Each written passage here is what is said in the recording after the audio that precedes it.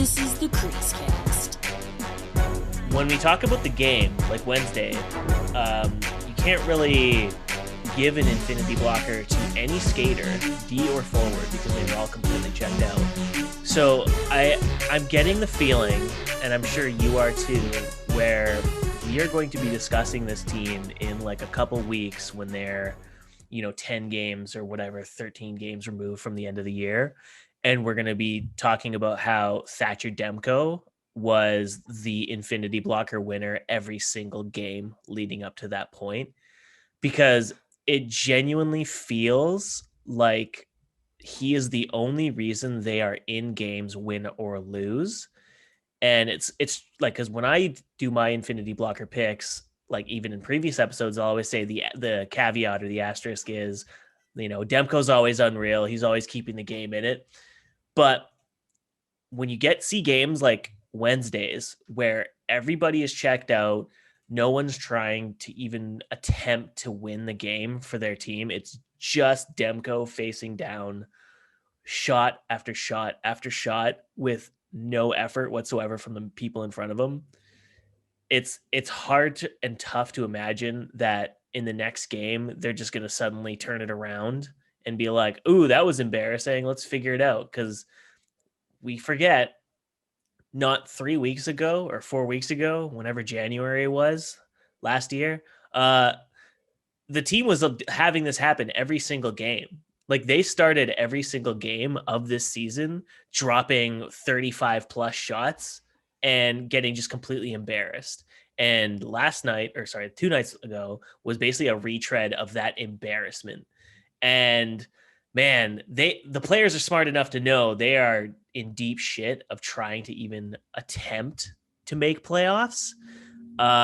They see a performance like that in front of each other and they're like, wow, we have to work so hard just to even get to fourth place, let alone usurp Montreal or Winnipeg or Edmonton or whatever. Like that's a lot of work and we have such a short runway to make that happen. I mean, anyways, folks, welcome to a new episode of the CreaseCast. This is therapy for all of us. This is therapy. Remember? This is cathartic therapy. I don't know if you've noticed this. Like I listen to a lot of podcasts at work, and every single episode from like the local Vancouver populace, because everyone is of course assigned a podcast at birth, and they just kind of inherit it as they age. Yes. And everyone's been spitting hot fire the last 2 weeks, man. Everyone's just so mad and frustrated, and they're frustrated that the team in front of them after 7 years is just so garbage and doesn't seem to have any trajectory that implies they're going to be better anytime soon or long term. So all these podcasts, like tip of the cap to everyone spitting hot fire and saying the crap that we've been saying for the last like 3 weeks too, that just this team's no good. There's no direction. The fucking GM had a press conference where he basically said he has no direction. He doesn't know what he's doing. And for whatever reason, there's a small portion of people, that one solo podcast that attracts this certain group of people who think this is totally fine. I don't know why. It makes no sense. But oh no.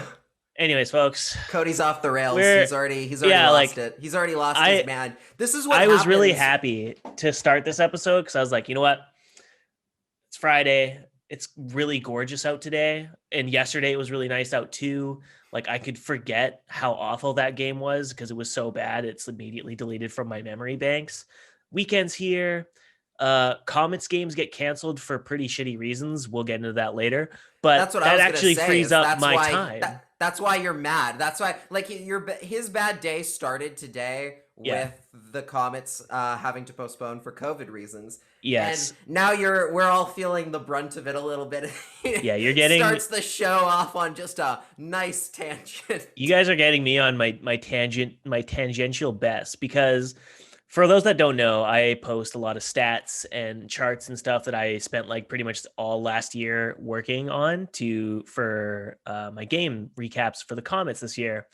And you would think that I would be smart enough to keep mathematical equations that account for game postponements and scheduling changes. But I didn't do that because I was amazingly optimistic that the season would go ahead as originally planned. So I have to Wow. now go through like a 50 tab workbook that I update after every single game and track data with and make sure it accommodates for the fact that tonight's game, Friday, was postponed and Saturday's game was postponed. Yeah, It I I'm very annoyed. And I can tell. I I don't can know. tell. The good thing is though, if you're not watching this on the YouTube channel, Lachlan is rocking the literal best jersey Oh, the in best jersey of all hockey time. right now Do I have to show this with off right now? Yeah. yes, turn around For for me. anyone, yeah, Yeah. yeah. Now bend over. No, don't say Hell that. yeah. Don't get us. Yeah, he's got the Jesus. Gibson Wild Wing jersey, which if you don't know what the Wild Wing jersey is, like Oh, you got to look it it's up. It it's is gorgeous. a monstrosity of 90s culture, and it is amazing that Adidas decided this was the reverse retro that the Ducks should go with. It It's literally looks incredible. like that jazz cup. You know those water cups that the with like the teal and like purple design on it. That's literally Yeah, what yeah. this is. Only this time they put the mascot on the Yeah, on the front of the jersey crashing through ice. Honestly, yeah, like as soon as I saw that jersey, I was like, I am yeah, absolutely getting this. yeah, Even if that meant I had to not get like a different jersey or something. I was like, yeah. oh, I need this. I absolutely need this in my collection. It's my favorite jersey. I've been looking for a reason to wear it. Completely forgot to when the whole Disney ESPN thing happened on Tuesday, or For our like the Tuesday rumor episode, yeah. happened, and I was like, oh, I can't believe I didn't wear it. So now I'm wearing it today. Yeah. I'm wearing it today because we have actual details on that. But obviously, we're gonna get into the Canucks stuff, that whole Canucks game, Yeah. and then set up A little their bit. road trip, their roadie here. Yeah. And not to start off the show by, I guess, asking the more mundane question here, but I wanted to. You were telling me before the show about the whole you were setting up, like your game. You have your game sheet set up for postponement, not Mhm. for postponements and everything. I actually wanted to ask you, like, how specifically, like, how does having a game change from one day to the next? Like, how does that actually change the way that you do your statistics? So a lot of my spreadsheets are spread up or split up. Like there's a tab for like the schedule. There's a tab for on ice events. There's one for the goalies, like how that happens, and they're all kind of tangentially related to each other. So if the dates change on two of them, or one of them's listed as postponed and not necessarily scheduled for the future, my formulas have to calculate on ice events to off ice events. But if there's a postponement, it just kind of registers as a zero, and Oh, that so it screw. tracks them automatically. It does it for you. You don't have to actually like sit. Yeah, You're like I not have manually formulas that editing. so like Oh, I have okay. formulas that like will take whatever information from like the schedule, and I'll just input like what the final score was or whatever. But Oh, I assumed you were just doing it like by mostly like freehand, and you were just kind of having to go through each individual and do it all yourself. I actually, so that's a lot. That sounds like a lot less it's a work than lot I. of formula like changing, which like I'm an Excel geek, so like I'm totally fine with it. And So cool. fortunately, my day at work was very slow. Hopefully, my bosses aren't watching this or listening to this right now, but today was slow at work, fortunately. So I was able to hammer through a lot of the little nitty gritty to ignore postponed games in like they're called index and match functions, and just changing all that to include postponements. It was a nightmare. But it gave me in the process the idea to create a game score worksheet. So you can look forward to that at my work at cometsharvest.com. There'll be game score cards, which will be kind of like, I think it's Natural Stat Trick does something like this, or maybe it's Jay Fresh on Twitter. I can't remember, but I love his like At just J the Fresh Hockey, I aesthetic of think. it. Yeah, yeah. Yeah, and I just love the aesthetic of it. And I was like, man, I can do that probably with this. It won't have expected goals because the AHL like literally does not track anything outside of shots, goals, and penalties. Like it Ooh. is It's slow horrendously going. outdated. It's I mean really the bizarre. NHL just kind of got in a way just kind of got there. Not in the well, they probably had like they've had those numbers internally, but they only Yeah, but they've started never made making it them as public as they public. do now. Yeah. So that's relatively like within like the last what 2-3 years, like that's new. Yeah, it's So the very fact that the recent. AH, so it doesn't surprise me that the AHL doesn't do anything Yeah. like that yet. But no ice They time. might. They Like might someday. that's tough. That's No, the that's no the ice tough time one. thing is like the Really? hardest thing, and honestly, one I of the thought AHL biggest things you can TV. glean from my I work. I thought AHL TV actually showed time on ice because I feel like I No, remember having those.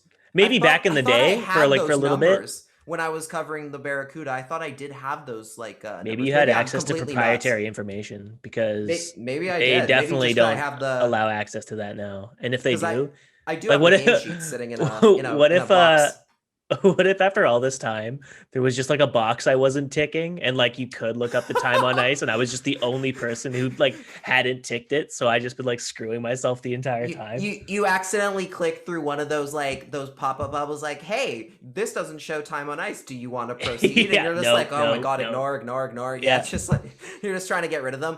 yeah, exactly. You're in the same way that we're kind of just trying to get rid of this Canucks Habs game out of our own heads right now. I Yes, we are. mean, five As to you can tell by our topic of conversation, we have no starting with interest. mathematical equations. Please Yeah. don't turn us off. Yeah. Send in your Excel questions, folks. Please. I will not be fielding any of those. Yeah. I will erase those immediately. Yeah, Excel is like what goaltending is to me. Oh, how dare you? I had to razz you a bit there. That is awful, especially total after the way side point. Thatcher Demko played. Total side point. Did you see Quadrelli's like tweet about goaltending today? It was really funny. I thought of you instantly, and I was like, I wanted to tweet out like a little razz because I was gonna be like, Quads, why don't you and Lach just start your own goaltending podcast, and me and Faber will be left alone in the streets, in the gutters. Oh my god, it's really funny. But I'll have to check it. I'll have to check it out after the show's over. It was very on brand for him, and I felt it was very on brand for you because it's a very funny little goaltending tweet. Okay. Anyway, sorry folks, we really do not want to talk about that Wednesday game because it was bad. So bad. It didn't start until 8 p.m. Yeah. I don't know why. Like, I think the official reason is the Oilers were playing, I want to say, who was Ottawa? I want to say they were playing Ottawa beforehand on like the Wednesday night hockey game. So, but also for some reason they decided to drop the puck at 4 p.m. Eastern time on that game, or no, like 5 p.m. Eastern time. It was some kind of regulation thing where it's like they couldn't play two games at the same time or overlapping at the same time or something. It was really bizarre. Which like, I get the whole staggered start times thing, which the NHL has been atrocious at in the past, but there's been a couple this year. The scheduling has been very weird, and the Canucks actually haven't noticed it all that. It hasn't been noticeable from the Canucks standpoint all that much this year. One team that definitely I know has been affected a bunch of times is Winnipeg, because they had games. They had like multiple games where on Hockey Night in Canada, which would start at 7 p.m. our time, which of course means the game wasn't actually starting in Winnipeg until 9, which is extremely late to start a game to start a game when you're the home team. That's bonkers. And now the Canucks finally really got affected by it, where they had a game start at 8 p.m. And I don't think that really affected the course of play, like the play or anything. Especially considering, if anyone would have a reason to complain about a later start time, it's Montreal, having just gotten acclimatized, of course, to the West Coast time zone and everything. Jet lag's a real issue. But they came out flying, and the Canucks just didn't. The Canucks looked lost. They looked tired. They looked bad, and they were just not up to the challenge. And it's almost an exact repeat of what happened the last time the Canadiens came to town. The Canucks squeak out a shootout win on the first game, and then just get completely just roasted over the spit in the second. And I mean, it's hard to. I would want to say it's not, but the one difference being is that they're not coming into this game. They didn't come into this game playing a team that was playing the best hockey of their entire time. They're coming up against a team that just fired their coach, that just not been playing all that inspired, except for a few just blowout wins against like the Jets and whatnot. Mm-hmm. They weren't playing. The Habs weren't playing particularly well this time around before they got here. Evidence just being proven in that first game. Yeah. And yet they completely just took over. They took over, and it was it was just never a game. By the time I think it was the Shea Weber just slap shot, I think put them up 3-1 or something, or relative Even when it around was that time. Even when it was 2-0, like when Corey Perry scored, it genuinely felt like the team was just deflated and had nothing to offer. Like the team just like after the first period, they were getting killed and it was like, okay, like is it going to be one of those nights where Demko steals them a game? Then Kotkaniemi scores and you're like, okay. And then Corey Perry scores and it's like a really nifty goal and you're like, ooh, going to be worse than a Demko stonewalling. It's going to be a shellacking with Demko still putting the team on his back as best as he can. Yeah. And it just kept getting worse from there.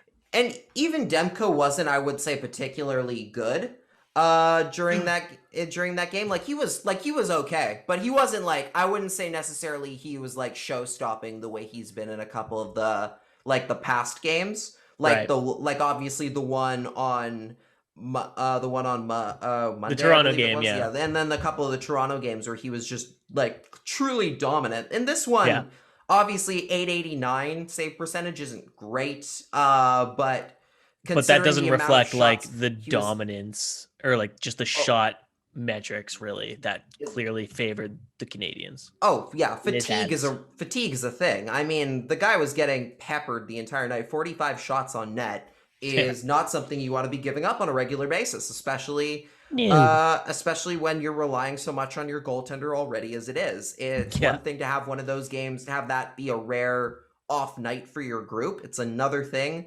when you are letting that happen on such a regular basis that you're just that's how you very quickly like gas a goaltender. You really need to suppress the chances that you're giving to the opposition, and especially considering that that's just the ones that actually made it on net. That doesn't include any of the ones that say went wide or hit the post or something like that. Those the amount of actual shot attempts is probably a fair amount higher, than 45, which is unacceptable for a game where you're playing like a 60-minute game. That means you're probably close to about a shot a minute, which is not good. It doesn't say anything great, even especially considering that, the Canucks defense is relatively healthy right now. They're not missing anybody important on the blue line. That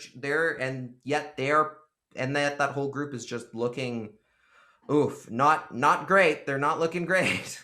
Oof sums it up pretty well. Like that was, I mean, the asterisk also like still like they were still without Patterson, like, team had a pretty good run with Miller at C and had a lot of people thinking like, is this the resurgence of the team with Miller at center? And then, you have Horvat and Pettersson as centers too. And like, could this be a new look to the top nine that like, pushes the team over the edge and lets them go on a significant enough run that they are actually in contention for a playoff spot?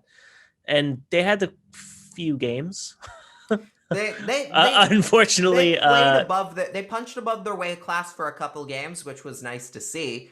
But unfortunately it didn't hold for this game against Montreal. Miller was frustrated. He looked like he wanted to leave. He got in a weird fight with Ben Sherratt out of nowhere. He was just like mad. It was very weird. I was just like, oh my God, no. Like that, I get that he's upset, but that to me was his worst decision in terms of just like playing poorly and just like showing bad I can't words right now. Judgment. Thank you. Yeah. He really just he took on this fight with Sherratt, big guy. Sherratt's a big customer. And I'm just thinking like there are so many other players I would rather who took this on right now than you, especially considering you're missing Pettersson already. Like you do not want your stars getting into a fight like that when you're already kind of shorthanded, because again, we talked about this on the very last episode. I just see a situation happening where, actually this happened on this play. Sherratt got hurt because he broke his, I think he broke Yeah, he something broke on his, he like broke his well, we don't know if he finger broke his hand, but he like hit his hand hard enough on on Miller's Miller's helmet. helmet that he had to Yeah. leave. And he rocked Miller too. Like if he hit him on the chin, we aren't talking about like the team shitty play. We're talking about how Miller is got out. concussed because Yeah. he was mad. Yeah, and Like, that's so bad. That's and I know things happen I will give the pass being that things happen in the heat of the moment where you're upset and something just sets you off and you just kind of go into that, like, forget this, I'm gonna just try and wail on somebody to Yeah. make myself feel better, or like this is a good way to vent, to try and spark my group. I get that happens in the heat of the game, but Yeah. I mean, that was a staged fight, wasn't it? Like, that was right off the face-off. Yeah, there was totally a nothing stage there. fight. They neither got anything out of it. Yeah, there was no reason for that fight to happen. Again, if you're telling me, oh, Miller got hit by Sherratt a little higher than he likes, and he's mad about it, and he goes and challenges him to a fight for some reason, and that's the side he wants to go, I'm a little bit more like, oh, that happens. Like, that's a heat of the moment thing. But when you're like, I'm going to do this to spark my team and take the face off, and I just worry about, not so much that I think he looks bad doing it, just I am so concerned that you're going to get hurt on this fight that you didn't need to take on, and you could have let somebody else deal with if you really needed to. And that's why, like, as long as the NHL allows fighting, there's always going to be room for somebody who's going to drop the gloves, because it shouldn't be your top players ever. You'd never want them going into that. And especially just seeing what happened to Sherratt, we're very, very lucky that Miller didn't get hurt. Especially when you look at the lines the Canucks were playing with today in practice, which was a sight to behold. I will leave it at that. Those were something out of like a comedy, man. Like that fourth line, Erickson, McEwen, and Rafferty or Sautner. Ashton Sautner, defenseman on the fourth line. Oh, I mean, that happens. Like, sometimes all of a sudden you're out like all your forwards and you need a defenseman to come in last second and you throw him on forward or whatever. Like Biega, that happened to him all the time because he actually could forecheck, even though it was completely reckless as a defenseman, but he knew how to do it. Yeah, I always talk about Keith Ballard scoring a goal in the one game that he played as a forward. Yeah, so it's possible, but like I think as my earlier tangent stated, like after 7 years, the depth that you've created and procured, it's down to 2 defensemen on your fourth line. Like that's I know there's injuries to like Mott and Bailey, but they're pretty depleted right now. That's it. That's all you got? I mean, you also have to factor in, obviously, Michael Furlan's not here. Whether or not he was ever going to play this season, which, I mean, I think his career's done. That is, you can argue one of those, if he were healthy, we'd have him right now. We would have an extra forward of NHL experience and caliber. So there's that. Obviously, Mott hurts, and Pettersson goes without saying. And then you're missing guys like Justin Bailey, and you're missing those guys. And then I guess Beagle and Sutter were both out today. Sutter apparently just had the day off, which is like, I mean, there's 2 things you can take from that. One, his groin is obviously like a huge issue. The last few seasons, he's had issues where he's torn his groin mid-season after being, I don't know, working too hard or skating too hard or whatever. He does. The other thing is, he eats a lot of minutes. Are they holding him out because they might be in trade talks with someone? That's the only other thing I can think of. They don't want to hurt him, but it's just a practice. So that's where I think that would fall apart. Is just, I don't think you'd ever hold them out of a practice for worry of a trade. A game is one thing. A practice, I don't think so. I would say that your first theory is more likely of the two. Yeah, but it's like that. Why does he get a day off? Injury would be my. I would think it's just an injury or maintenance day. Which means that the guy's still not doing necessarily at 100%, which is not great. And also, but at the same time, like, he'll probably come back and play in the game on Saturday against Edmonton. So maybe it's not. We'll see what happens then, because I think they'll have morning skate tomorrow, and we'll have a better idea of what they're looking at. But I mean, Beagle's an interesting one because he's not shown any. And Roussel was not in the practice either. Roussel as well. That's right. The other one. That's the other big one. We're missing their entire fourth line basically. Yeah. So for anyone who hasn't seen the tweet, Thomas Drance tweeted out the lines. The lines in the bottom six were Michaelis, Gaudette, and Hauer-Luck on line 3, and then line 4 we already said, which was McEwen centering Eriksson, and Rafferty with Sautner being the extra skater. So yeah, they're playing very, very, very shorthanded, and well, or at least in practice anyway. And I mean, again, I said this in the last show. This division is so bad that you could very easily probably still win a couple games with as bad looking as a bottom 6 as that is. It would be very Canucks of them to win with the bottom 6 of Eriksson, McEwen, and Rafferty. Yeah, and I bet they would score like 2 of the goals too, because that's just the way things go. In other words, get your line nickname submissions in now while you got start picking them out. Yeah, baby. Yeah, because who knows? I mean, I don't think this is it. Definitely, the center depth hurts big time. I mean, Gaudette is always a good option for your third line. Yeah, if they can shelter him, that line could probably do work, because that's a very speedy third line. That could probably put in work. I do like the look of that third line. It's not obviously the only question being mostly is the experience at the NHL level, how they're going to do, especially with Edmonton, which is a team that has a lot of speed to match. And a lot of experience in their bottom 6 too. Absolutely. Like they have Turris as their third line center. So if you're matching up those two, that's... Yeah, as big a step back as Kyle Turris has taken, like he's still much like a serviceable NHL forward. So you can't go wrong. Whereas here with Michaelis and Hauer-Luck, both have not played a lot of NHL hockey this year, and so they're getting their time. They're gonna get their time here, and they're gonna get it they're gonna really get trial by fire here.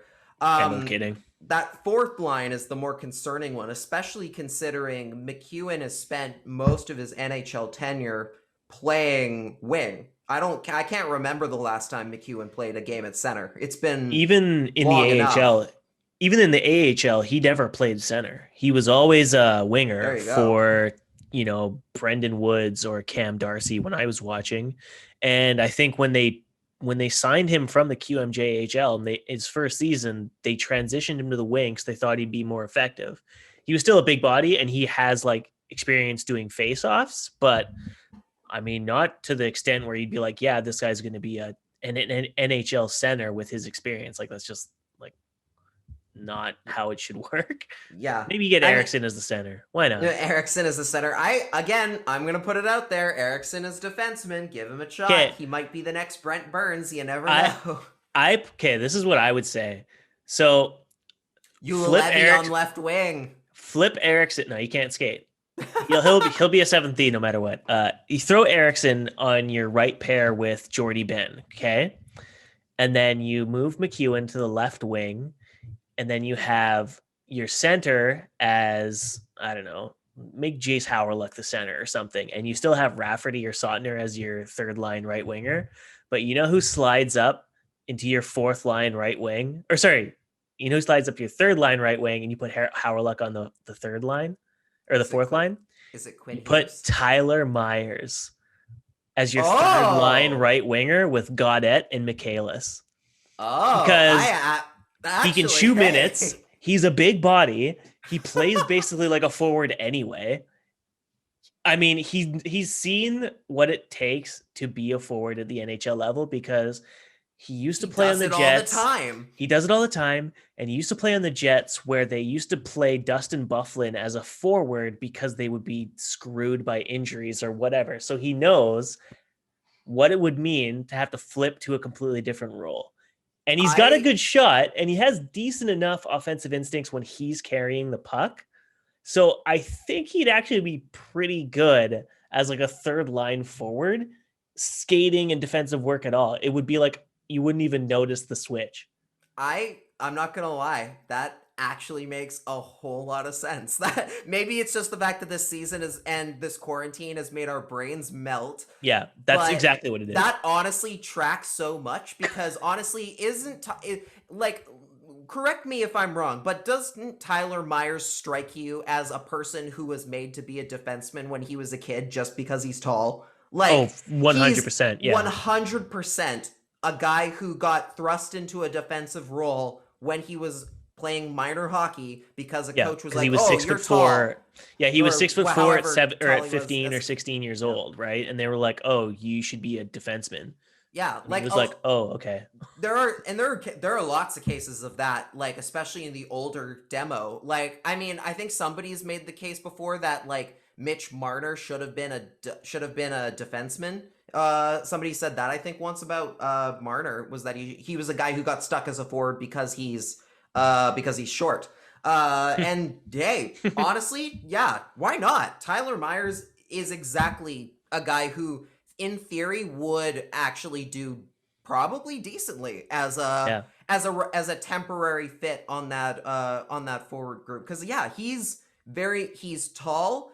He definitely likes to take his chances coming in close and making stuff at complete disregard to what might happen going back the other way. Honestly, he drives why the not? net better. Give him a He shot. drives to the net better than Virtanen does. Yeah, he does. So why not? Like, fuck it. Who cares? Go for it. These games are. Here's is even great. bigger. That's a genius idea. Although Here's I bigger do also brain. want to say Quinn Hughes would be a great forward too. But we already knew that. That. Here's bigger brain because I'm looking at the lineup and I'm no. realizing it doesn't make sense. But I think I feel like you're about to go one too far here on your good no. ideas. This will still work. So you put Myers on your third line right wing with Gaudette and Michaelis, right? You move Howrluck down to the fourth line C because he's got NHL experience and he's actually played center before. So you can keep McEwen on the right wing and then you keep Eriksson as a forward on the left wing. And then you actually get Brogan Rafferty on a pair with Jordy Ben, and you actually get a decent look with him because he can actually score and plays exactly like Myers as that risk taker, but he's not big. And so it will be kind of like a negligible difference. But Tyler Myers actually knows how to drive to the net at the NHL level, and Rafferty can't. So keep him on the D side of things where he can kind of play it safe. Whereas Myers, you just take the reins off and say, have at her. We got your shorter version on the second pair with Jordy Ben right now, so you'll be okay. And especially with Rafferty, who, I mean, we joke that he's not really a rookie because he's an older guy. Yeah, he's 48 years old. He's 48. But, like, we joke about that, but I mean, he is developing, so I don't know how good an idea it is to necessarily throw him in forward while you've been working this whole time to develop his defensive game. All of a sudden, it's like, okay, all that stuff we've been teaching you, put all that out of the window, throw all that out the window for one night.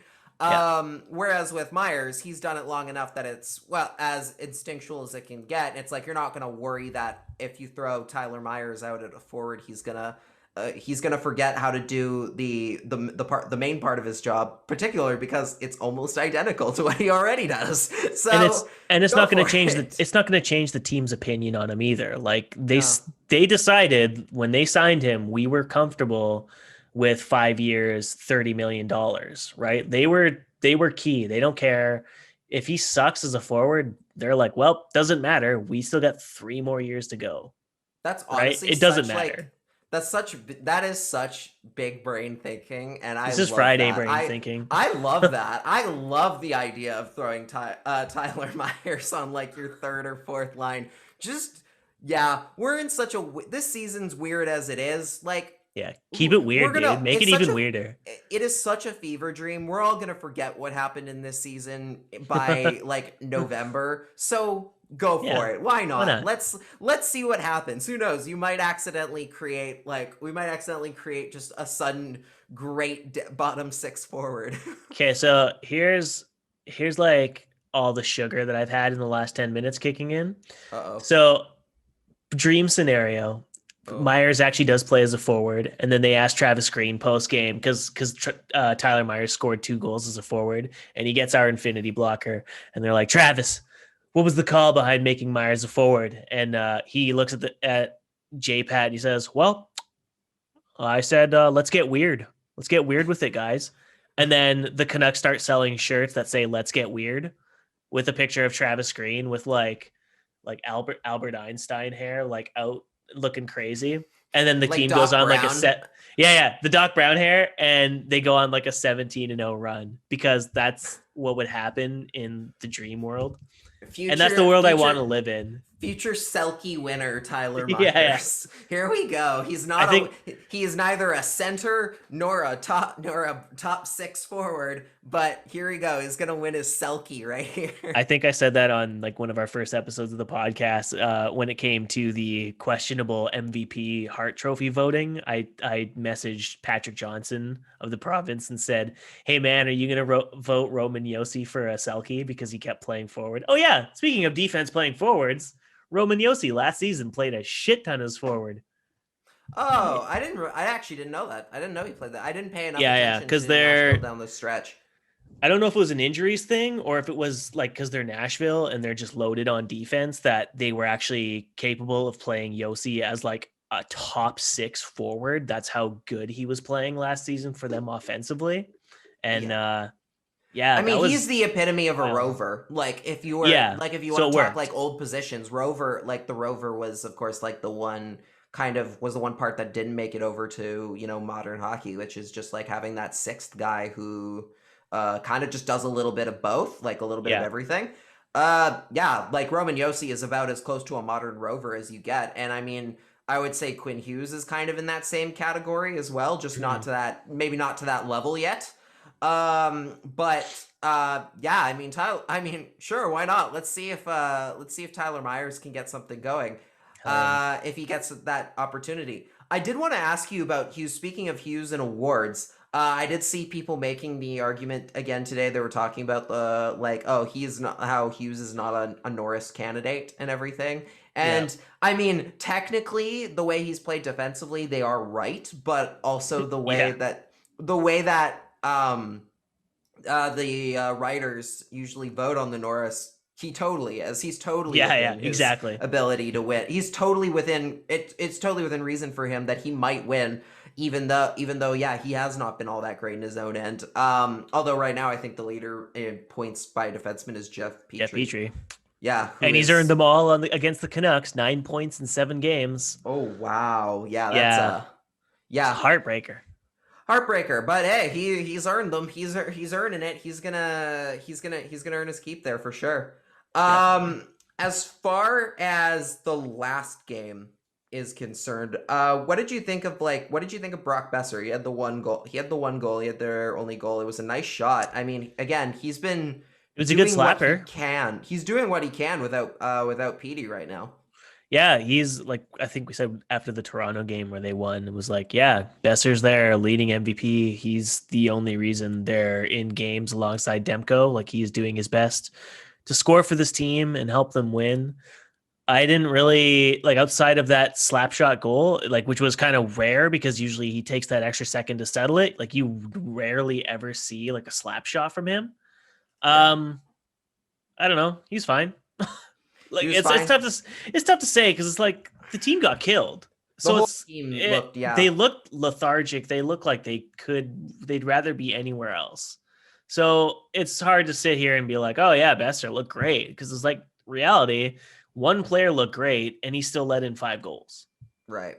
So Demko's your best guy, and he's like still far and away like the guy that was the difference maker, and it didn't even matter.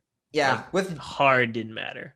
Yeah, now it comes down to how much do you start Demko on this road trip, especially now, because it wasn't like he was necessarily looking fatigued himself against Montreal. They were just throwing so many. It was more of a they're throwing so many shots at him that it took of 5 went in sort of thing. Like there were a couple goals that I think he'd want to have back, but it wasn't like he was playing like awful or anything, right? No. And I guess now, like, you have Edmonton as your last game. You got Edmonton as your last game at home before you head on the road for 4 next week against Ottawa and Montreal. And I guess, I feel like you got to probably start Holtby maybe half of those. I just not because necessarily he's earned that opportunity, but just because you have 2 against the Senators, who you've already crushed multiple times this year. Yeah. Maybe they're not the walk in the park they were at the start of the season. But still, I do think it would be wise of you to not play Demko in at least one of those games just to kind of give him some rest, probably the first one. And then the Yeah. Montreal games on the 19th and 20th obviously are a back-to-back. So I guess you probably throw him in on that Saturday game, just Holtby in on that Saturday game just so you keep him fresh. Because, I mean, it showed last time what good can come out of playing Holtby in a game where you even if you've got a guy coming off a shutout, if you're going into a back-to-back situation, that was the right call, proven at the end of the day of, hey, we need him for the 2 games against Toronto coming up. We're much better off holding off and giving him those games instead. They probably go Demko, Holtby, then Demko starts the first half of the back-to-backs. That's my guess.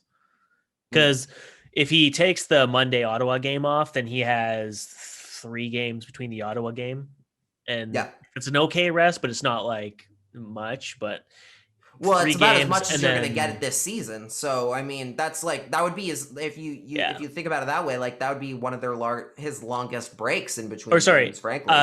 Not the first of the back-to-backs, but he gets the back half of the Montreal series. So he faces the back end of the Montreal. So he gets 4 days off and then he comes in like fresh. So he'd miss the Wednesday Ottawa game and the Friday Montreal game, and he would start Saturday.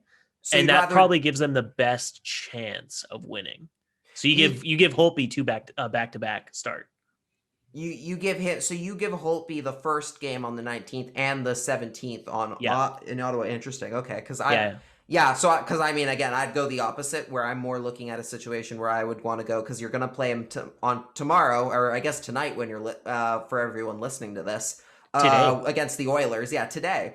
Against the Oilers, so you just give him that Ottawa game so that you don't, and then you sit him on the first Ottawa game, so he's got that 3 days off in between that one, comes back to play the next 2 against Ottawa and Montreal, and then you give Holtby the second game back, because then you come home for 2 against Winnipeg, I believe, or right before you get another 6 days off. So that's their big break, their 1 big week-long break this year. So I think that's probably in your better interest long term. It gives them a few more games and it splits them up a little bit more evenly, I would say. So that's the way I would go, but I don't. But we will see how Travis Green decides to go about it. maybe he throws Ashton Sautner in net because he feels like, fuck it. I literally said today, I have an idea on how to get Michael DiPietro some games. I think that's throw him on right wing. Let's go. Hell yeah. Oh man, that would be like just absolutely torch the kid's development and be like, all right, kid, you're not playing any games at goalie. How's your defensive legs? What? They say your goalie's got to be your best defenseman, so why not? Ooh. Like he might do in a pinch. We'll see. Yeah, anyway, I think that probably wraps up the talk of the game and the Canucks. So why don't we get into some NHL action? Sure. Obviously, as we kind of alluded to earlier, I was very irritated to start my day because the AHL suspended. Though? Well, yeah, this is true.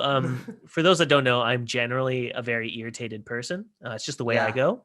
He big times me all the time. Like I'll be like, "Hey, you want to record?" And he's like, "How dare you? Like we record on my time." Whenever he asks, my latte first. Whenever he asks, I just block him instantly, and then when I feel like recording, I unblock him. I just have to make like dummy accounts to like get a hold of him.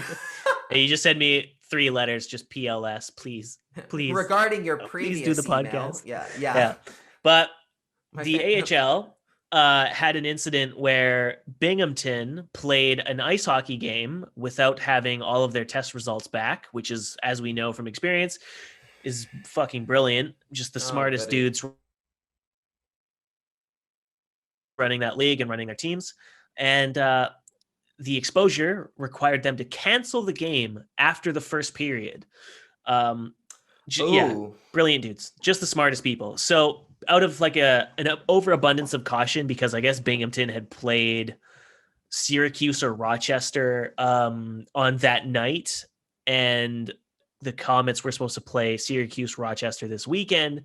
They said, let's reschedule and give everyone a week off to try and make sure there's nothing serious. There's no, like, it's false positives and everything can resume as normal.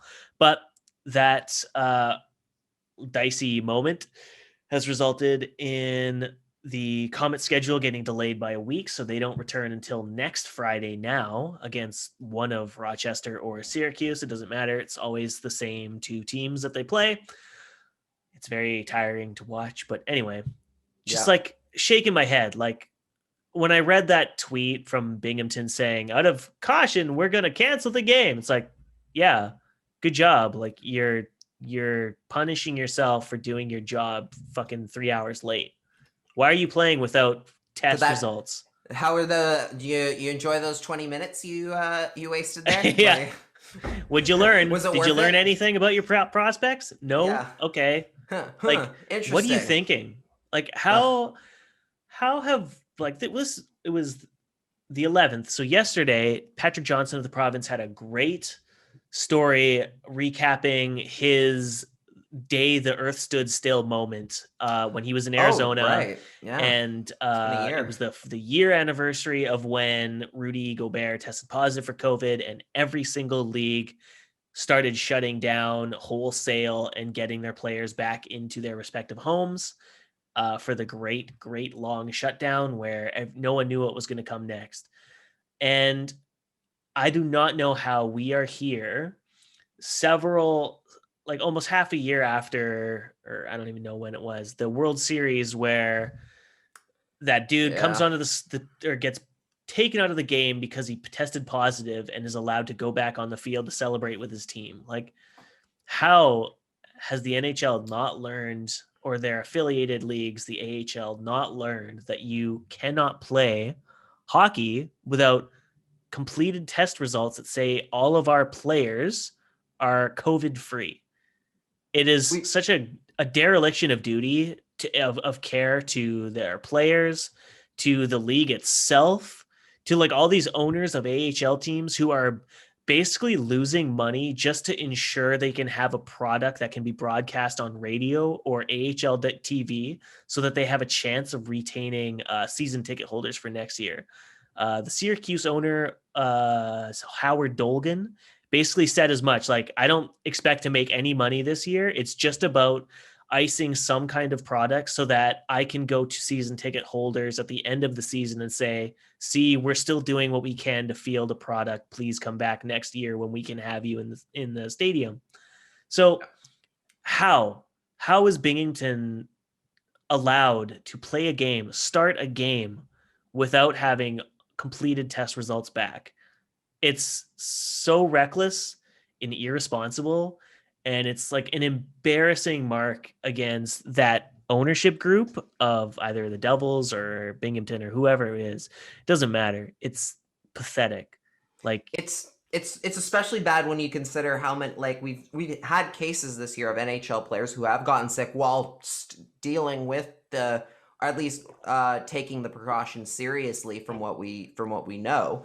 Right. And like some of them have come out not only like testing positive anyway, just because of how viral this disease is, but like coming out of it like very worse for wear. I think like Ilya Samsonov of the Caps talked about how like it just knocked him out. He got COVID and it just completely like winded him for weeks. Like he just could barely move. And just could barely function for like however long he had it. I mean, there was the Minnesota Wild goalie, Alex Stalock. He also dealt with COVID symptoms, and I think he has a heart condition now. He developed a heart condition since then, and had to get really well cleared to play again after after his doctors they did all the extensive testing on him. And again, these are Right. guys who followed the rules. Well, Yeah. the Capitals technically didn't, but I mean technically that, but I don't know if I agree with that whole you can't the whole 4 players in your room can't like ever chat or anything sort of thing, especially Yeah. considering they share a But locker room. they can have Super Bowl parties where they hang Right. out in a giant lobby with their That's masks on. that's the main That's totally different. that's the main one, right? Like Yeah. that it's not so much like I get why they can't be in contact, but I don't get why certain ways they're allowed to be and not versus not. I don't get that part. Yeah. But yeah, so and again, the NHL for the most part has done their due diligence and done it done it pretty well, like as well as you can, I would Right. say. But yeah, so to have the AHL, which I get, I get they're not like $1 billion league with a bunch of money, with a bunch of just free money lying around for tests and everything. Right, but they have the You've support of gotta, the NHL because they know this is basically a development only like year. So yeah. in theory, they would have the support, like financially or whatever, to do testing I prior to mean, games on their right. players. Enough of which, and well, clearly they have the space to do the tests. It's just, hey, if the tests haven't come in yet, don't take the ice. It's very easy to keep them in the locker room for 30 more minutes and just not have them out and not have them Yeah. go out and possibly spread it to the other team. Like it's very easy not to do that. Yeah, believe it or not, that's very simple to accomplish. That's literally what the easy thing is here. It is like obviously their own teammates weren't going to be in trouble kind of regardless anyway. Yeah. Like there was nothing you could do to prevent from that day to day. I don't know how long in between tests they went. But if it's a matter of, hey, they've been fine this whole time and we only got a positive now, again, you just wait the 30 minutes until you get your test in, because clearly that's all it was, because they were able, because they had enough, they canceled after the first period, so clearly it was only going to be a wait of another maybe 40 minutes. So just don't put them out on the ice. Like very easy not to do, and now you possibly contaminated another team. So, you know, again, was it worth it? Was it worth it for you to play that 20 minutes of a game, just so you didn't have to postpone your start time by an hour? Yeah. Well, speaking of contaminating a team, St. Louis Blues signed Jordan Binnington to a deal. Drop moment. Wow. A 6-year, $36 million contract. After 2 very, very mediocre seasons from Jordan Binnington. Man, there are some contracts that get signed where you're like, man, this is going to age poorly. This is one of them, man. Holy smokes.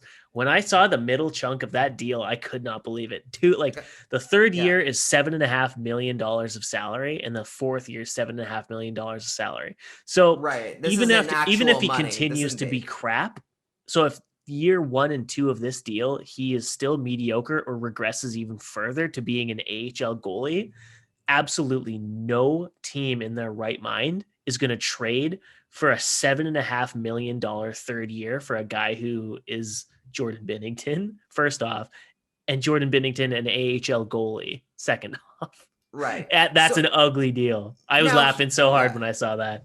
Now he's okay. So he does have a 908 this year, which isn't great, but it's also not like terrible. Like it's serviceable. It's fine. And then he had the 912 last year, and then just got lit up by the Canucks in the playoffs.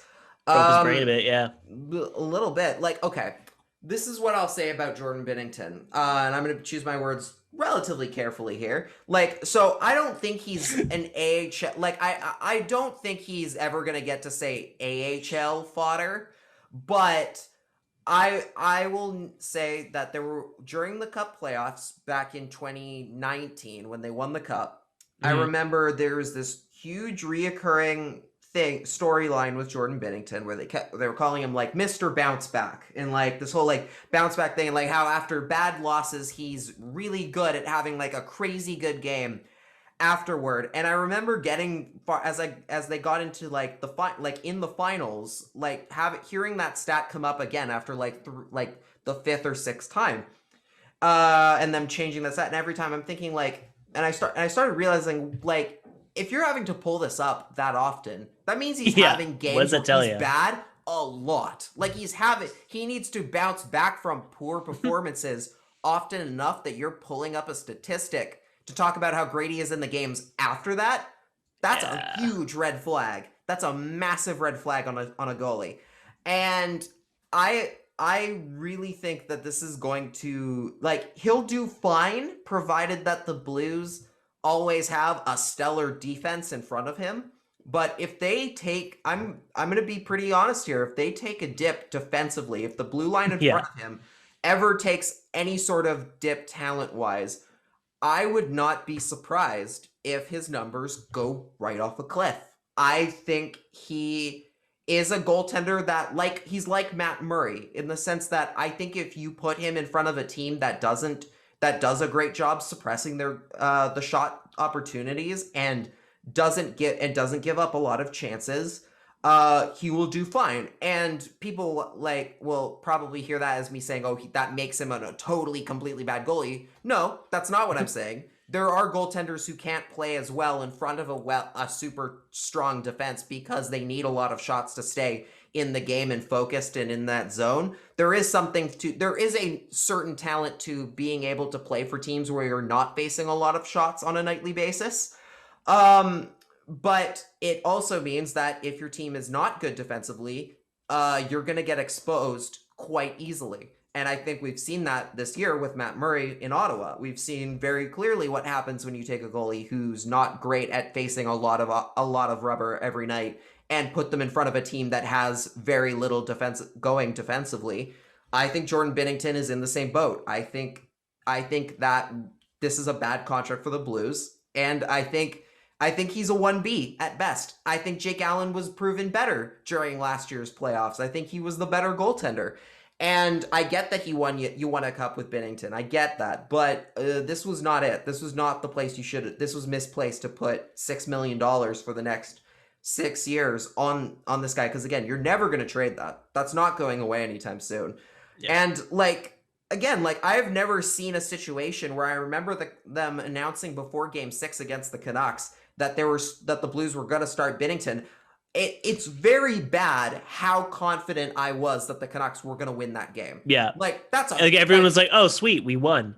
Yeah, literally. And Canucks fans, we're extremely weary of ever jinxing the team and ever taking and ever guaranteeing victory because we know our group finds ways to screw that up. But I have never seen a group of fans who are who know about curses and are very cursed in every possible way, more comfortable being like, oh, cool, we won. We're going to the next round. It doesn't matter. We've already won this game. We don't have to play. And immediately being just proven right, right out of the gate. Yeah. Putting aside the fact that he doesn't seem like all that nice a dude as it is. I mean, we saw the whole fake fight with the Sharks fans. He's going to get... Couldn't have happened to a nicer guy. Hey, $36 million. He gets that regardless. He's doing just fine. But I think the Blues are really going to come to regret this, and that might be a hot take, but... Yeah, I do not think this was money you should have spent. I think they've lost their mind a little bit. They've lost the plot a little bit. A little bit, but hey, it's good entertainment. It's always good when there's other bad contracts in the league because then it makes you feel a bit better about your team that you support. You feel less alone. as a fan of Nashville and having watched them sign back-to-back centers at way overpriced deals, who are at best second line centers. It's pretty great to see other teams following suit and overpaying for guys that don't reflect, or their skill doesn't reflect the job they're being paid to do. Jacob Markstrom got the same deal, and he is legitimately was a Vezina caliber candidate last season, and up until he got injured, he was putting Calgary on his back. This year, but I would maintain, like you said, man, a 1B for sure. and again, 1B is still a guy who can play 20, 30 games a year, but I would not be Yeah. playing him more than that. I would not be giving him as many games as the Blues are absolutely about to, especially considering Jake Allen's a Canadian now. They just don't have that. Ville Husso could maybe be something, maybe. I don't know for But he sure. keeps getting lit up every start. It's ugly. Then maybe not. Yeah. It's just not a great call by them. I guess if you wanted to chalk it up to anything, it would be the Stanley Cup tax for them because he won them a championship that instantly rockets a guy's value up by a fair amount. And I think it's understandable why you would want to give that much money to a guy who is so key in winning you your first championship ever in the 50 plus years you've been a franchise. I do get that to a certain extent. For sure. But this is one of the contracts where I just look and I just think this is going to age poorly sooner rather than later. Yeah. Speaking of things aging poorly sooner than later, Patrik Laine getting benched your again. Transition game has been fantastic today. Well done. Oh, thanks, man. Laine, man. I don't know what Kekalainen was thinking. Like, especially if you're sticking with your coach Torts, like how would you on any planet think this was a match that was going to work? Like Laine can score, and by all accounts, he played a great two-way game until he got benched. So it's like, I loved Pierre LeBrun's tweet where he's like, I have to genuinely wonder if Torts is trying to get fired at this point, because man, like if he's playing well, and by all accounts, he's doing all the things that Torts would want out of his star forward, then what the hell are you doing? What's going on? We here we are throwing our hands up in the air over a defenseman maybe being on the fourth line for the Canucks, but it's like, at least Green isn't scratching Quinn Hughes for the latter part of the third period because he isn't throwing enough hits or some. You know what would be a better comparable if in all the early games that where Elias Pettersson was just as snake bitten as he was, Travis Green was just like, in the final 6 minutes of a close game was just like, he hasn't been scored. He's been having bad luck, so I'm not going to play him. That's kind of what we're dealing with here. Not to maybe that level of play per se or like importance, because Patrik Laine is a little bit more. Patrik Laine is less important to the success of the Blue Jackets than say Elias Pettersson is to the Canucks. Like if you catch my drift, I'm not saying Laine is a worse player necessarily, just that his value is less important to that team than Pettersson's is to Vancouver's. Mm-hmm. Like it's less of a big deal. But I mean, yeah, 7 games without scoring isn't a lot by most players' standards. So for you to bench him in a game where it's close, he had a golden assist in that game. It says nope. He's gone 7 games without a point. This is based on March 11th. So no, he has not scored. I think that's wrong. Well, interesting. I'm like 90% sure that's wrong. Yeah. You are right. He did score. This is based on so this is based on the early morning where he said his confidence is closer to 0. He had scored. This will help his confidence. Yeah. Getting scratched after scoring and playing a good game. Worse category. Yeah. The whole John Tortorella, he wasn't benched. He scored. Brilliant. He did score. Now he had broken his point streak by this point and then benched him. I don't know. Yep. It might be time for a new coach. It might be time for somebody who. Because I don't think the Blue Jackets aren't going anywhere anyway. Like even with a new coach, like that team is just kind of like in a weird, awkward phase where they aren't. I think they could make the playoffs with they could make that last wild card spot with a better coach. I think, or like at least a better direction. I will say because I don't think that team is so bad that they're a guaranteed miss. I think they could do decently in the right if things were going better for them. Particularly because they have a decent goaltending tandem in Korpisalo and Merzlikins, who I very much root for. That guy actually has a personality. And Merzlikins has been injured for a while, so I don't see why with that goaltending tandem, you couldn't necessarily squeak your way into a fourth final spot with the right leadership and direction taking you places.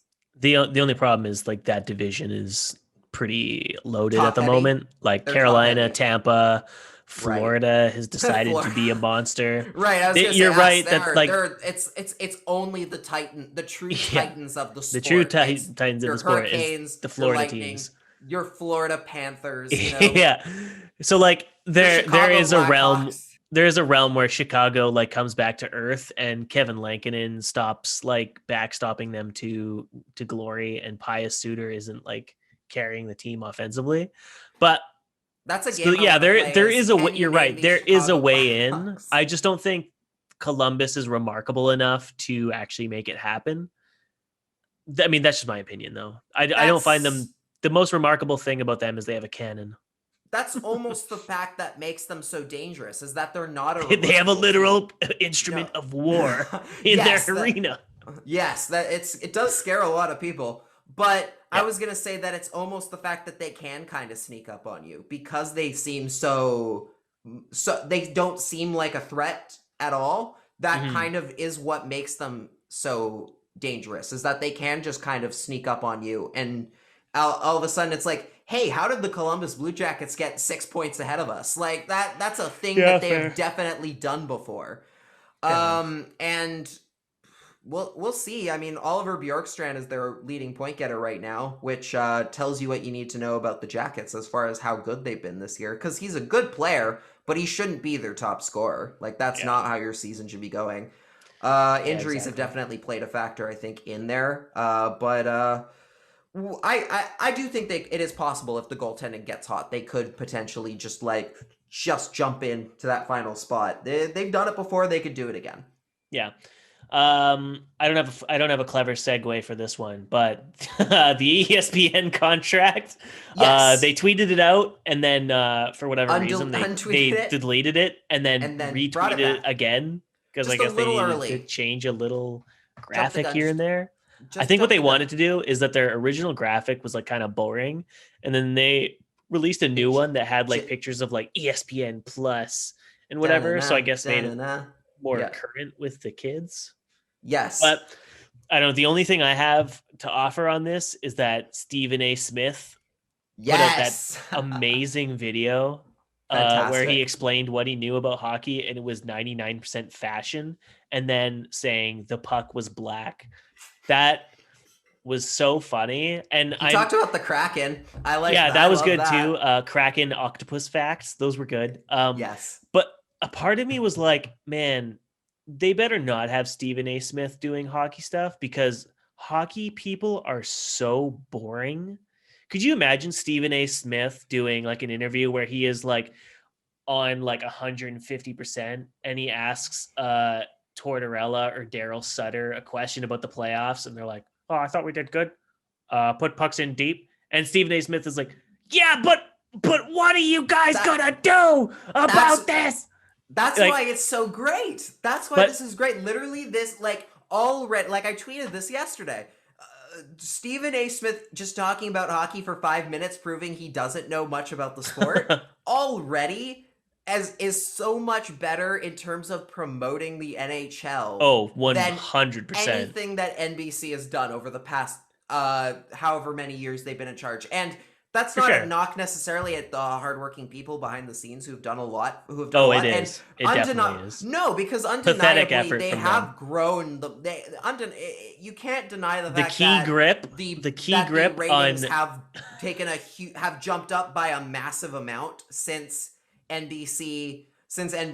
From when NBC got the rights to when they're giving them up now. That's undeniable. The numbers have definitely shot way up from there. So they deserve that credit.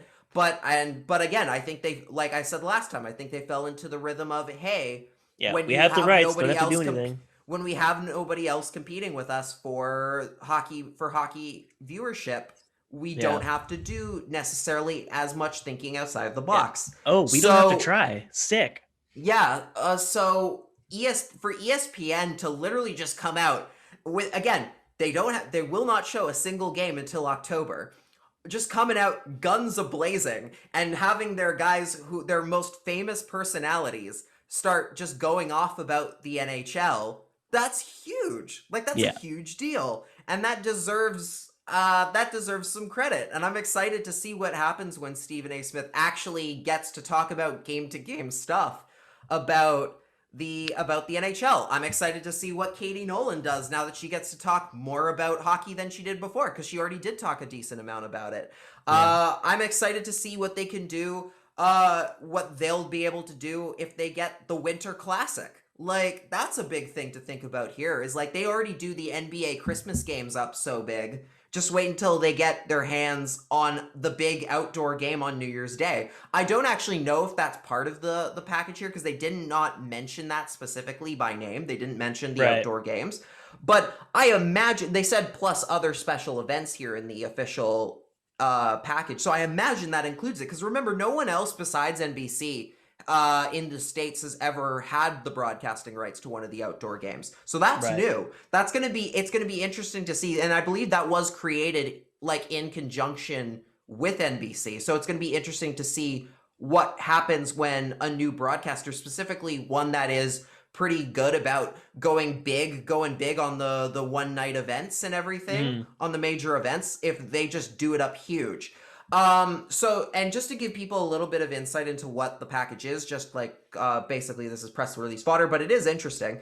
ESPN, ABC and ESPN will show 25 regular season games on national telecasts, opening night games, the NHL All-Star Game, and the NHL All-Star Skills Competition, as well as half the playoffs, one conference finals series, and then 4 out of the next 7, cup finals. That 25 does sound small, and that is, especially when you compare it to the 100 games that the NBA plays on ESPN, nationally televised. But what's interesting is that there is also an additional 75 national games, which you'll only be able to get, which will be produced by ESPN like a normal broadcast, but you'll only be able to get those through ESPN Plus and Hulu, which are the two major streaming platforms that Disney owns besides Disney Plus. Usually those are, you can also buy those in a bundle. I believe you can get those like bundled as like a 3-group package.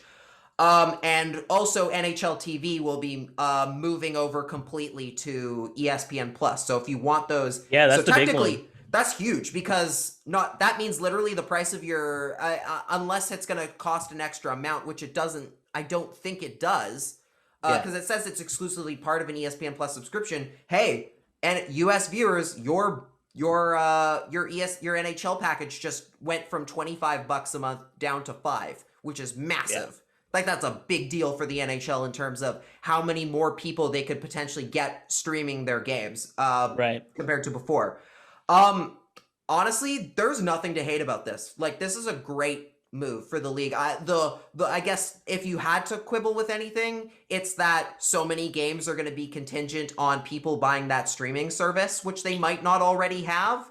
That's a big risk or gamble, but I love this. Like, again, this is why I'm wearing the jersey today. Like, this is the cross promotion opportunities that the NHL is going to get now that they're not only with ESPN, who does such a great job at really building up the importance and portfolio of the sports leagues that they broadcast, but also the fact that now you technically have like people behind the scenes at Disney who are going to be able to do a lot for your sport. Like, I mean, the NBA legitimately has an attraction at the downtown Disney district in Disney World now. Like, they have like their own big, like, literally it's like a big stadium they have there that's like its own like event and experience sort of thing just for the NBA, because they have that broadcast opportunity. Who's to say that couldn't necessarily, the NHL couldn't get that kind of treatment down the line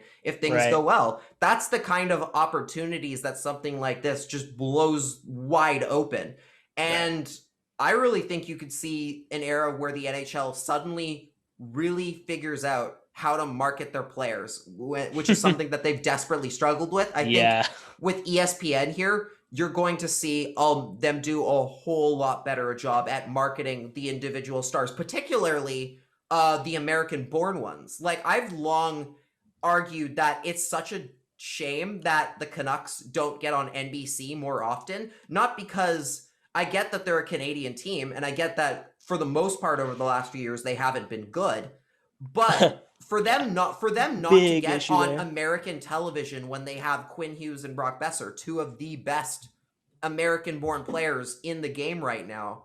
Like, that's a huge miss. Like, that's a complete miss of how many storylines and different cross promotion and marketing you could be doing in America. I think you're going to see the Canucks get on television under ESPN, and whoever that second broadcaster that comes in, I think you're going to see them get a lot more notice from because of the fact that they have Hughes and Besser out there, and they could do so much with that in like intermissions and with like advertising for those games. And I know I'm going on a huge tangent right now because literally I'm thinking of all the You cool sure stuff are, bud. Yeah, because okay. I talked to one of my buddies who works in sports media in the States, and he talked about like how one of the reasons he doesn't watch hockey as much is just because it's not as readily available, because it's only been on NBC for so many years, or for him, the Sharks games on NBC California. Now that they're going to be on NBC, on ESPN, and a second platform so often, it's not just him that's going to be getting more like the NHL put in front of him more often. It even comes to like the little things where now you have the opportunity where, say, like a LeBron James LA Lakers game, during that game, there's going to be an advertisement for the NHL on ESPN. That's going to happen multiple times during the season where people watching basketball or baseball or football on a major network are going to get like commercials for NHL games later that week, and they might go and check it out because they'll see Connor McDavid playing who knows, like Crosby or Ovechkin, right? That in itself could bring a whole other group of people to the sport that might have not watched before. And that's going to be great because there are so many, again, I maintain there have been so many missed opportunities in the States to grow the sport in terms of broadcast and its reach. And I think we're going to see by the time this 7-year contract ends, hockey's reach in terms of marketing and media is going to be like just straight up, in my opinion. Yeah, I agree. Other things that were going to help that too is Gary Bettman had like his little like press conference thing too, where he announced a bunch of like kind of things to look forward to for the seasons to come. Basically, part of that was helmet ads were staying. So like you have like your 7-year deal, and right now it's pretty much just arenas advertising on their helmets, but moving forward, knowing that there's a giant ESPN deal, which is huge for US networks, like you have to think that this is going to be like way a more bigger money commodity in the at the hands of the owners, and then by extension into the players' pockets too. Yeah. Asterisk being, Gary had said that because of how much of a hit they were taking this year due to COVID, that the compromise would be the next 3 to 4 years would be a flat salary cap or near flat salary cap, which is I have to imagine that that's kind of a more of again, Gary Bettman was a lawyer, started as a lawyer. I feel like that's we're preparing you all for the worst because specifically because it could in theory get better. I just don't see how it's possible that they would go that long with a flat cap. I just don't think they would. I think you will see the cap rise. I think he's more I just think it's more of we're not going to get your hopes up about it because it could play out that way. Right. But because it could play out that way. So I think he's just tempering expectations. I do think the cap will rise within that time. I think he's just it probably will, just not like a lot. And like you said, it's probably like our projections say that the next 4 years they're not going to see like a 4 million year over year increase to the salary cap. We might see 4 million up total over the next 4 years. So technically it's not really moving up, but it'll be enough that, some teams like, I don't know, have to get to like increase their player personnel budget. But And he's always been the type to hedge on the side of caution. Like I think in the years prior to, they had said, oh, the next salary cap might go up 6 million, but it might not go up at all, just because we don't know what the next TV deal is going to look like. And then it announced it went from like 79.5 to 81.5, and that was it. So he always errs on the side of caution. Right. And as far as the helmet ads are concerned, honestly, like I'm totally fine with this. Like, oh yeah, like, you don't like, even notice him on the ice. If you do, you're. I was literally going to ask you, like, honestly, for all the fuss that people made about the whole, oh, but tradition and like you can't put ads, you can't do this on the helmets because it's sacred and stuff. It's so dumb. Like for the like if you want to get mad, like when they start trying to put the ads on the jerseys, I see the anger there. Sure. But the helmets, literally, I have not noticed. Not noticed at all a different. Like I honestly forget all the time when I'm watching the game. I'll see the Rogers will be like, oh yeah, they're doing that. Like I just forget because it's so unnoticeable. It's seamless because again they've done a pretty decent job at. We're not going to put colors that don't match your uniform on the jersey, on your helmet, unless it's like, say, like you're wearing a white helmet and their normal logo happens to be red, which I think was the case with the Canucks. Even then, you don't really notice. So, hey, if it pays the bills, I could care, and it keeps them from putting ads on the jerseys, I could care less. I could care less about the helmet ads. The helmet ads, like you genuinely do not notice them. Like even when which maybe is a bad thing to say if we're trying to convince big companies to pay for those ads, but like but at the same time, like you genuinely, who is actually, when they do a zoom in to like a player on ice, are you gravitating to looking at a person's helmet to say, oh look, there's an ad for Rogers Arena or Rogers Mobile, I've never heard of them before, I better look them up. Like it's a negligible amount. And even when you do notice, is it really detracting from your overall hockey viewing experience? No, not at all. Unless you genuinely, like, really have some bizarre attachment to the helmets, or hatred of advertising in general, which, like, I get that. Like, if you're really anti-advertisements, I get that. You weren't going to like anything. You weren't going to like any ads. Then you must hate everything in the world, because the world is nothing but advertisements for things. The boards had ads. The ice has ads. Like, they're everywhere. Yeah, that's life. Hell, the broadcasts are advertised the entire time, right? Yeah. Like, everything is presented by or sponsored by something. The helmets already had ads on them. It was just that they happened to be the helmet maker. So like CCM or Bauer, like those were always there. Yeah, the helmet ads are no less irritating than each intermission segment being brought to you by Overweighty Foods. Right. Bread and butter division. You know what I mean? And it also kind of seems to hold this idea, and also when people are like that, it kind of seems to hold this idea that, that's advertising, but say the Canucks putting logos on things, that's not advertising. Like, even though it totally is. Like, you're advertising that's a brand. The Canucks and any NHL team, they're a brand. So they do. So you're going to see them put their logos on other things. Like that's just how it is. Again, I maintain that they shouldn't put ads on the jerseys, because I think the jerseys do have a little bit of a sacred aspect to them, a little bit. Like, and also some jerseys genuinely, like, I don't know if you've ever seen the Vaiho Lakers jerseys. They're just like a NASCAR. They're not bad though. Like, aesthetically, they look okay because the color schemes kind of mesh. Right. But like, like from NASCAR and from like other like just like general American style advertisements, there's no cohesive theme or branding to everything. So it would look like a disaster seeing like a Wild Wing jersey that has a bright yellow M and then like a red and blue Pepsi sign on the other shoulder. You know what I mean? Like, it just like aesthetically, it would look ugly if they couldn't make it mesh. Yeah, the problem for a lot of I guess I would say mostly American viewers is that their biggest point of reference on ads is NASCAR, where they're just like, it's just decked, like it's just decked out in ads. There's no matching of them, or like the car will be completely themed to one specific ad company with a bunch of other ads that don't match, like sprinkled all across it, right?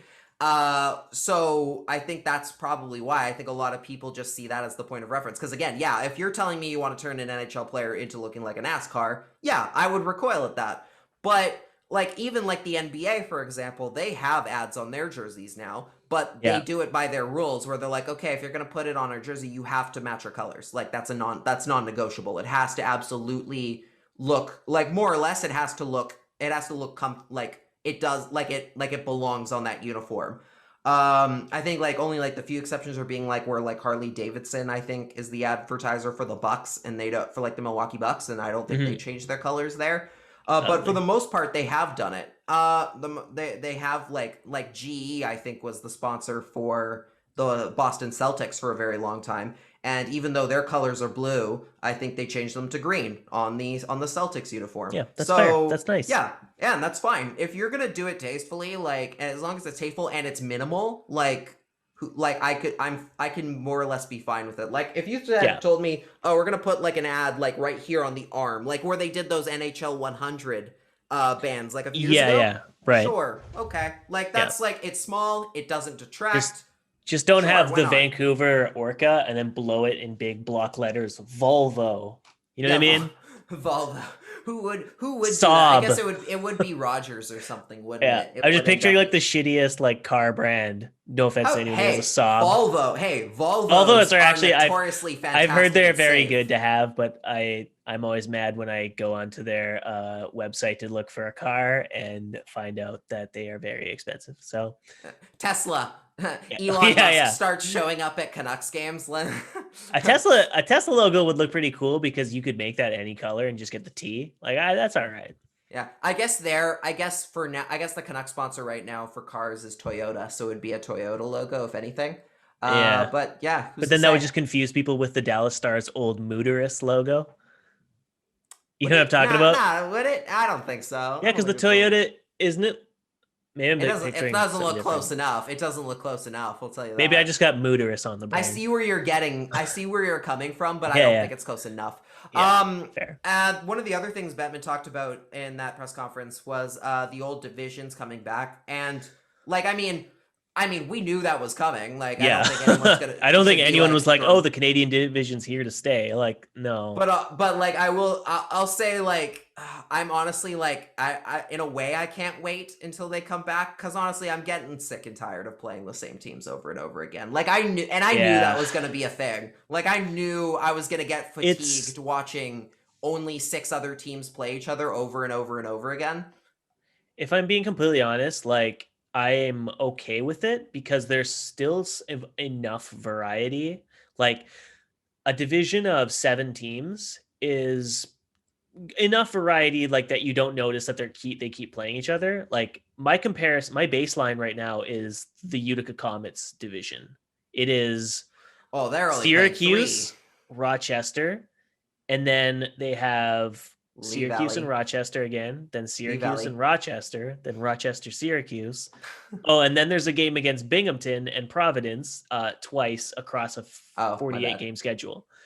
So it's 2 teams every single weekend. That's it. And but if that's as far like comparing that though, that's like as very lacking in diversity as the Canucks and the Canadian division schedule is, it is not as bad as it could be because the AHL schedule is tough to watch. It definitely could be worse, but that's already saying that it's not great as it goes because I maintain that variety as far as an NHL schedule is concerned is great. I loathe the era where like say Sidney Crosby would only come to Vancouver once every like 3-4 years. That was like that's such a disaster for marketing your sport. Like if you absolutely should have every team going to every building at least once a year. Like I understand what that does for travel and what that does for maybe the fatigue of the players a little bit, but you can't market a sport properly when one of the best players in the world only visits like half the league once every like 3 years. You can't do it properly. Like that's that's a missed opportunity. What was it last year And too, where it was like Crosby was supposed to come into town and he was injured or something, so nobody even saw him play. It was him or someone else, like right, Ovechkin or something like that. But like and that's how it that's the goes kind of crappy sometimes. thing about like the East-West divide, right? It's Right. you want to see those stars, but like it just never happens.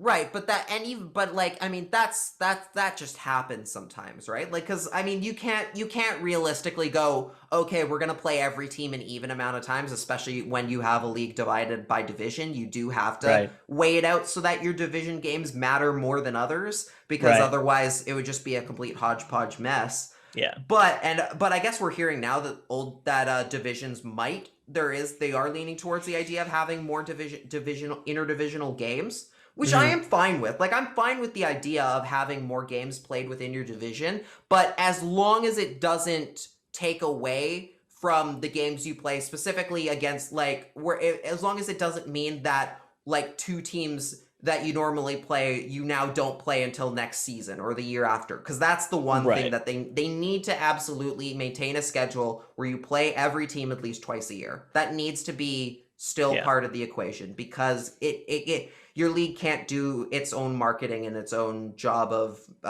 showcasing its players properly if they're not playing each other enough. I think that's how it goes. Yeah, um fair. there was one other thing I wanted to say in regards to the divisions. Also, oh, I remember it was that it's going to be. I will say, especially for the Canucks, like yeah, it's gonna suck being out of the Canadian division, like not playing those cool teams every night, the like that cool group of teams. But look at it this way: next year, the Canucks are about to get the absolute benefit of getting Arizona kicked out into the Central Division Yeah. in favor of Seattle, which is a huge like that's gonna be That's a huge amazing. freebie, man. Like it's not only do you now finally have a geographical rival, a proper geographical rival after 51 Yeah. years, but you also get to kick out the most boring team in the division. Just drop kick them into the Central. I can't, like I'm literally like, here, can I pack your bags for you, please? Yeah. Get out. I hate having to play the Coyotes 7 or 8 Well, times them a in year. Anaheim, like Anaheim has been dreadful for like years too. So Sure, they'll be the default boring team. but even they're Provided a step Seattle is above fun. compared to the But Coyotes yeah, in fun Coyotes in the hockey fun. is Oh, it's just oh my god, dreadful to gag me with a watch. spoon. It's so bad. It's Yeah. it's so like literally those are the one I watch every Canucks game every year. Every time I see that Canucks Coyotes matchup pop up on my screen, I go, do I really want to sit through this? I really like weigh my options out. Do I have something better going on? And always the answer is no, because I'm boring. But that's literally like every time I recoil when I see that. And I'm so glad Yeah. I only have to see the Coyotes maybe twice or three times a year. Oh, such a saving grace. Yeah. And I guess speaking of that as well, this is the first you already mentioned that this was the 1 year anniversary of like the world just coming to a grinding, screeching halt. I did Yeah. want to ask you, I don't think we talked about this in the last episode. Do you remember what you were doing during that day, like the day that Rudy Gobert tested positive and everything? I'm pretty sure I was just sitting at work, that's all. Like there Yep, was that's nothing it. really special about it. There was obviously like because in my business I do a lot of like logistic stuff, getting stuff from China to here, and there was like obviously a lot of grave concern about bringing stuff over on boats. Yeah. And of course then I saw the Rudy Gobert thing and I was like, well, that's gonna backfire. And then like sure enough, that Yeah. morning when they were like, yeah, he's tested positive, so everything's going to hell. Yeah. And then but for me what happened was a week later, 2 weeks later, my wife was at that dental conference downtown that had the big Oh. breakout. Oh no. Fortunately, her and her entire company like was down there, and not a single one of them tested positive. But But y'all had to quarantine. unfortunately, like one of the dentists that did catch COVID and die from it, who was like a really young guy, like 30 something years old, Shit. he was like slightly affiliated with them, like their company's like parent worked for both of them. So yeah, like dodged a huge bullet, but like the following weeks after like the world shut down, my wife and I had to go into quarantine for the 2 weeks, and it was so dicey, man, because like you couldn't go grocery shopping safely, you couldn't do anything. I was basically getting my mom to drop off food outside of my patio for the 2 weeks, Yeah. and shout out to mom, shout out to Yeah. moms Shout out to everywhere, all parents. They're shout out to moms that are you're good. golden. Yeah. Yeah, you're all neat. Yeah, you're all I just think they're neat. I just think that, yeah, I an aside to our aside. A long time ago, someone had wrote a comment on Reddit that was like, I don't know why, but I just think Arizona's neat. So I photoshopped a picture of Marge holding the Arizona Coyotes head, thinking, I just think they're neat. But I don't think they're neat. I think their don't think jerseys are neat. I don't think the rest of them is. But Yeah. I guess speaking of the Coyotes in that regard, like, cause that I've definitely told this story on the show before. But that whole day, on that day, I had I believe I had the day off from work or something, where I'd gotten home at least, and was gonna record the show. With I was gonna have Kat Silverman on as a guest, because we were gonna set up the Coyotes Canucks game the next day in Arizona. And literally the Rudy Gobert news had already come through. Yeah. And then once we were on the call, like we were chatting, doing the pre-show setup and everything, that's when the NBA dropped we have suspended the season. And it's like, oh, and gotta go. And we were just like, well, and she has a kid and everything, so she was like, obviously had some other more important pressing issues to look after at the time. But it was just like, maybe we'll record tomorrow and talk about how this game that probably didn't happen. And then we ended up never being able to get around to recording that episode. I do want to have her on at some point. I've been saying that for a year, that I want to get her on again at some point. There just hasn't been a reason to, because the Coyotes, again, we're not playing them this year, and we haven't played them in a year. But I remember watching hockey that night. I mean, because all the NHL games that night finished. And I remember watching, there's, because everybody, including the NBA at the time, was saying, oh, it's going to be 30 days. We're going to be back in, a month or something, right? But I had actually been listening to, a couple podcasts who'd been following all the COVID stuff, some non-hockey podcasts following the COVID stuff, and talking about, at the time, back in, January, guys, I don't think, the host was like, guys, I don't think we're making a big enough deal about this coronavirus thing. I think we need to be more concerned about this. Right. And sure enough... So I kind of had I was kind of more prepared for what was going to happen, mentally. And I remember watching the Kings and Senators game that night, because it was the last game of the night, and just thinking, take this in, because you will probably not watch hockey again for months, for a long, long time. And sure enough, not until July, August. It was a lot. I knew that was going to be a long time before I saw a game again. And fast forward to now, I mean, haven't been back to the rink since. And I said this recently, I miss going to games so much. I miss being at the rink. I miss being with 20,000 of your best friends who you've never met before at a Canucks game, or just doing media stuff. I miss all those things so much, and I can't wait to get back to that, because honestly, it's therapeutic. It's therapeutic for me. Hockey is a good escape from the shitty world we live in. And as far as work is concerned and everything, I really cherish those moments where I get to sit and my office is a rink for the night. It's very relaxing, and it really puts me at ease. So to not be back in so long is really it's taken its toll. It's taken its toll for sure, and I can't wait to get back at some point. Same here, man. Almost done with it. Vaccines coming. I think Trudeau announced there's a million doses coming every single week from March 22nd until May. So those are good signs, promising signs. Did you want to touch on the draft stuff before we go? No, because they didn't go through with it, so who cares? Okay. Yeah. All right. But anyways, That's it. Maybe the draft thing will change and we'll have something to talk about for our next episode. But until then, folks, we hope you enjoyed this episode. It wasn't nearly as depressing as I thought it would be because of how shitty the team played, but we covered a lot. We're finally finding, instead of making every show as depressing as Cody wants it to be, we're finding a way to make it as more positive and as fun as I want it to be. Yeah, this is true. I also had a shit ton of sugar before we started this because I wanted to get through the episode as fast as possible so I could surprise my wife before she gets home from work.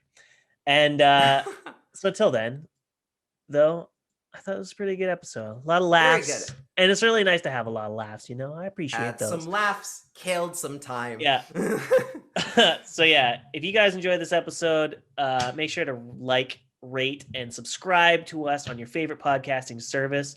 Don't forget to check out our YouTube channel too. Like, we upload the whole podcast in video format, and like, I'm not doing my hair for nothing. So please, like, give it a look. Share it with your friends and family who are Canuck fans. He didn't grow that terrible mustache for himself. Yeah, please, somebody else other than my wife appreciate the duster I grew for that good week. That was it. Total aside though, like, it came in like my beard came in all at the same time and it was really bristly, and like I developed like this huge rash because of my mask, and so it was just like bright red for like 4 days because of how itchy it was. Oh, it was brutal. The masks and the beard beards they do not. I'm shaving a lot more frequently than I used to because of the masks, mask and everything. Fair. But anyways, guys, if you liked what you heard tonight, today, whenever this episode's released, make sure to check us out. We also have a Patreon that we're trying to put more effort into. That's on me. I get so sidetracked with all of my stats and my Utica work, and I kind of leave Lachlan high and dry. But the stuff is coming. How dare you be busy? This is all on me. A full schedule. That's my bad. But yeah, we have a great patron. Lachlan's always putting out content. He's got his power rankings that he throws up there all the time, and they're like really funny. The last one with the Canucks, or it was the Canucks. It was like kind of like a depressing moment, and it was like really funny. But like, yeah, you guys gotta check it out. It's good content. Yes. It's all buy Lachlan a coffee. He puts a lot of effort into the editing these episodes and putting in content for you patron subscribers. Yeah, guy's a champ. Guy's a hero. Until then, folks. Where can they find you, Lachlan? You can find me on Twitter, Instagram, and I've forgotten, Facebook at Lach and Crease. I had done those so seamlessly and totally just blew it on this one. And then you can check out my work at lochandthecrease.com, where I post those North Division power rankings every single Sunday, and sometimes a feature or two. Who knows? Cody, what about you? The fine folks can find me on Twitter at Cody Sievertson, and you can find my work at cometsharvest.com. I'm also now on Instagram at the Comets Harvest. I figured I'd try to look somewhat professional and have different social media accounts for my website. Lots of bathroom selfies on there. Yeah, it's just pictures of my cat. That's all. Or it's like you holding your stat sheets. It's like yeah. That's actually a good call. I can start doing that. But anyways, I'm the ideas guy. What can I say? Yeah. Until then, folks, thanks for tuning into this episode. We'll catch you guys for our next Tuesday episode, when we will have recaps of the Canucks games against whoever they're playing and whoever Edmonton they're playing. And Ottawa. Thank you. Till then, folks. Bye. Bye.